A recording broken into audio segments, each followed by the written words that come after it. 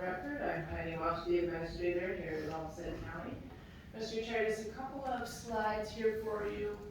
Claire, if you would just, yep, there you go. A couple of options that staff have prepared as you think about what you want to set that levy at for the max levy for 2023. We've given you 3 different options. Column A is 4.4. Column B would be an increase of 5.9, and column C would give you 7.4% increase. That next line is what it feels like. In other words, what is that growth rate, what is that increase minus the growth rate? So it just takes the growth rate into account. The levy amount there under the 3 options. How much would remain after we take out the base? That is for listening and viewing audience. The base is everything we need to continue with existing programs. And then underneath that, approximately, this isn't a final, but approximately what you could expect in a recommended budget under each one of these scenarios. So you could expect about 7.5 FTEs that are not funded by levy.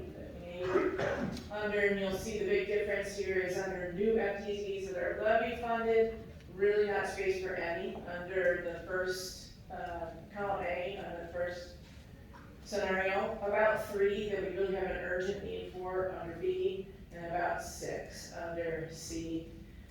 Kind of can cruise your way through equipment and building and technology maintenance, much less under A, a little bit more under B, and then C really allows us to do more of what, more inclusive of all the things that are needed. And then another big piece are your major capital projects, and you see there that we are suggesting under all 3 scenarios that we delay the Justice Tower project. We still are moving forward with floors 4, 5, and 6, but we delay just a little bit to allow us to make it fit within budget years, over budget years, and also to make sure that we are really thinking about what changes the pandemic has created for us and what opportunities that might lead to.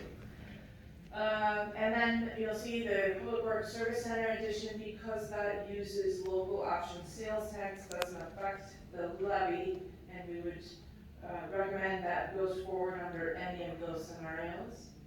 The the Regional Public Safety Training Center, we would recommend that proceeds under B or C.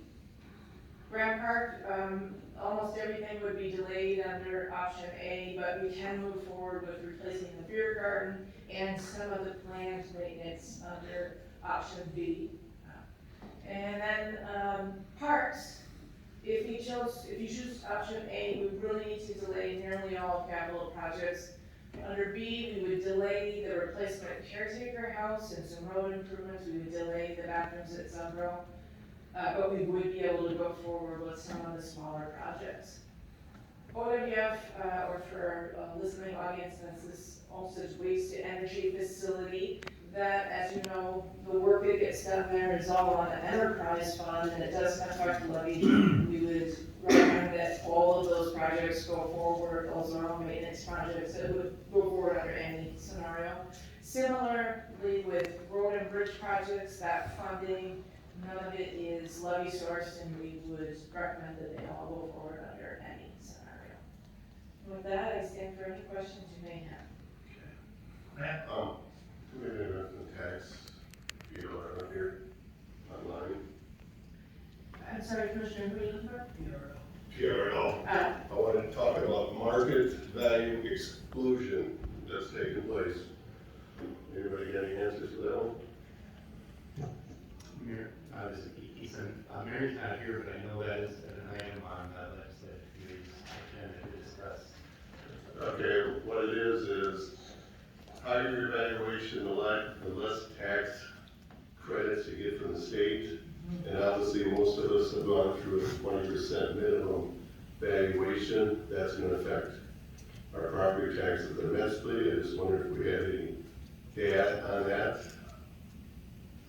You mean as to who's affected, Matt? Yes. The legislation I know that's there is raising exclusion. It's like 375, now it's going to be 417, but Good question, I don't know. It hasn't happened yet. It's quite a declining scale, and you lose it completely. So basically, my understanding, if you go up like 40,000-50,000 valuation, you're gonna lose 4,000 in state exclusion. So that's gonna really make some taxpayers' bills fluctuate greatly. Good point. So obviously we don't have it. Fredo, you got an answer for this? Well, I don't have an answer for you, but I know we're working on doing the analysis to understand how many parcels, how many of our current citizens will be affected, because you're right, the number hasn't changed, the legislators haven't done any change, so most of us will be out of that range where you receive some benefit of Some the relief from the exclusion. state. Yes, so we will have an analysis presented to you at a future date to understand what the complexities of that and how many of our residents will be impacted. Well, the public should know this is gonna affect you greatly, because the state hasn't done nothing yet. They're coming out good, the state's coming out real good, but we get caught in the middle, so watch your numbers when it comes out. So that greatly affects my thinking of what we're gonna do with the levy. That's just one example that we're caught in a situation that's against the state doesn't do much or less. That's gonna affect your property taxes because of excluded. You're in a higher category, the less number you're gonna get. That's reality. Yeah, so a property with a single family home with 413,000 in value, then it doesn't receive any Doesn't homestead receive any anymore. credit. But we'll have a presentation for you in November, on the November meeting, and then we'll do this, use the same data to explain to the community what is happening in December as well. I know you always have examples we've done for years that will really show what's taking place.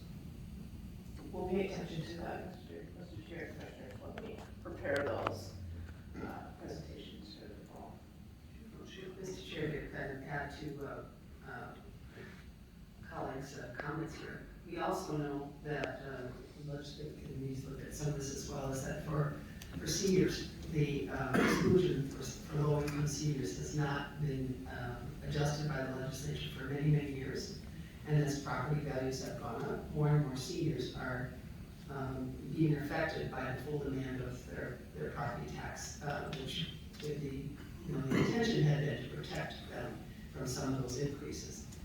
Another factor for us to look at is that the legislature not only didn't finish the tax bill, but they didn't finish their changes to budget that would have affected many of the services we're required to provide. So we also have a little bit less revenue than we might have expected had they finished their work.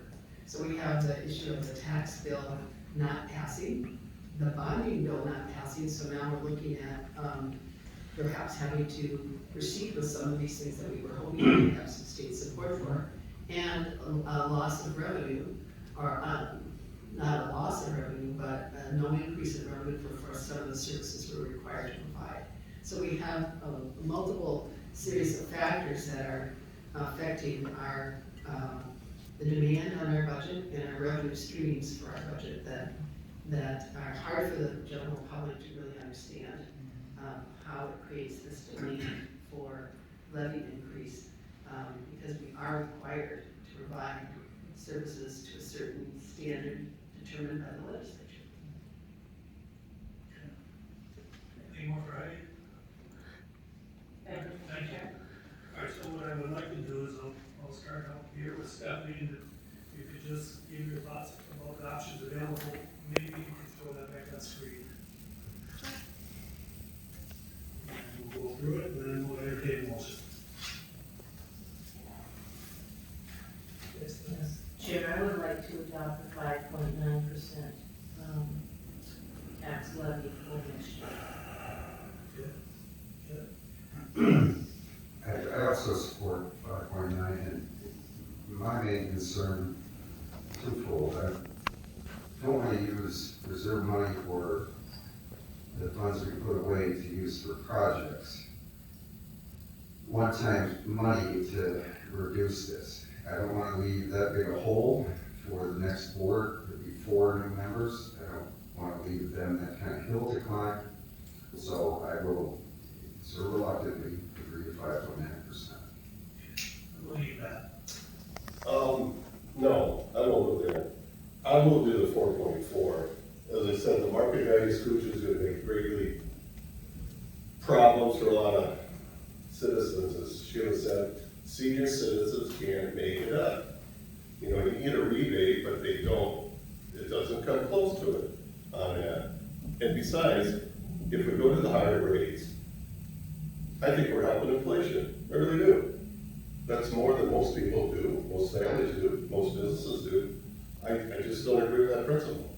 I would say do the 4.4, use we have $5 billion left in the ARP funds.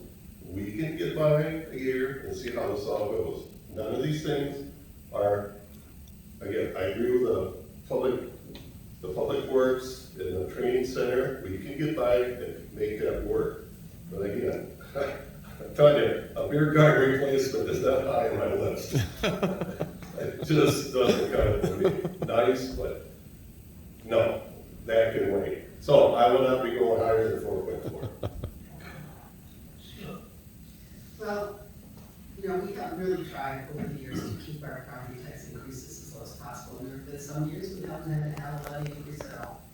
But we are facing a time of uncertainty for our nation's economy, our local economy. And I think that 5.9% is a prudent thing for us to do because, as you see from the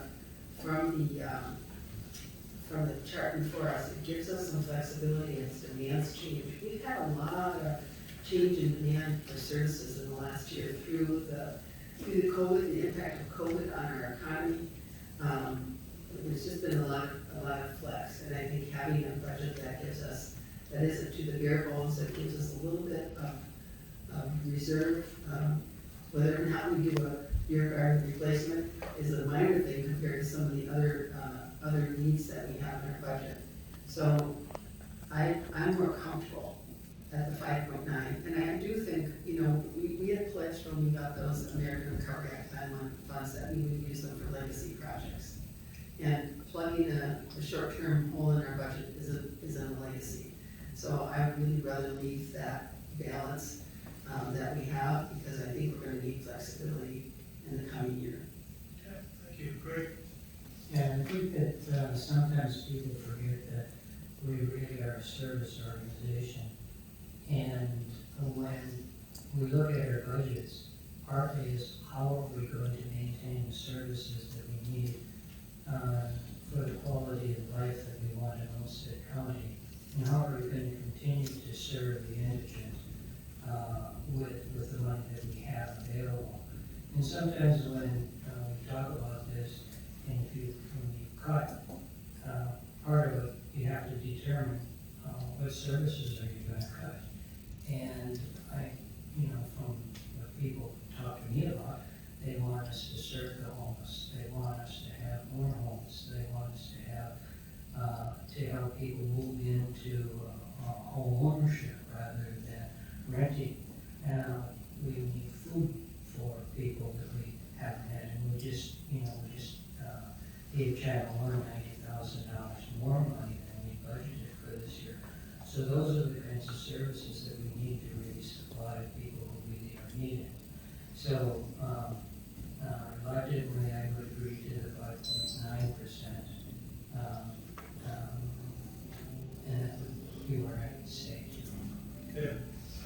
I'll add that I see at this point in the year, we're trying to fund the decisions we've made up to this point of the year. So we've spent X amount of dollars, now we must replenish to reflect the fact that we made these decisions in the last 12 months. And if we don't do that, we're getting into reserves and putting at risk our financial bond rating and we're tripling bond rated county, and I think that's important. I don't want to make decisions and not have to pay the piper. So we made some decisions along the way that's increased expenses. Now we have to pay for those decisions. Some of those decisions are beyond our control. Inflationary pressures.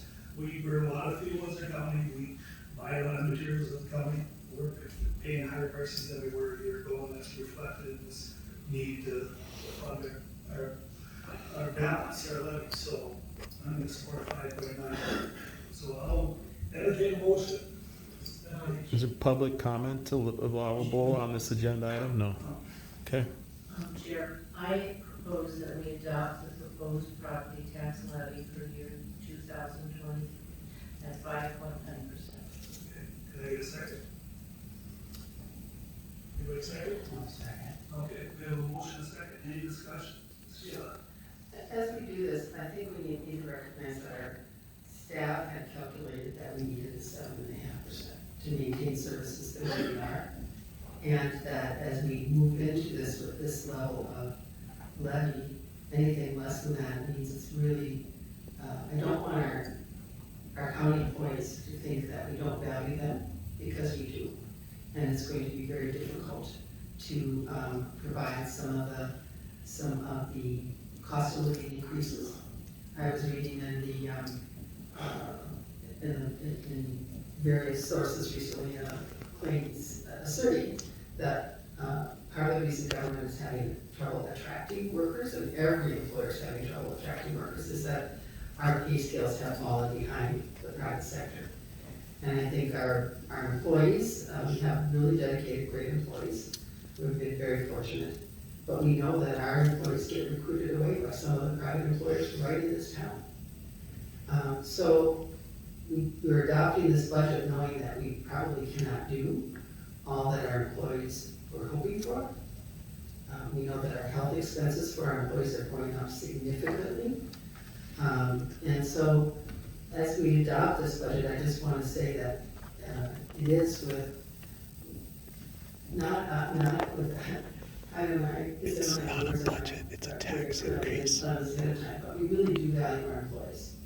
And we really know that we can't meet all of their expectations, or all of we can't justify some of the requests that we know are before us, because we have higher expense for some of the total compensation that we provide for our employees, but we do value them, and I think that's something I would just want to take a moment to say directly to our employees.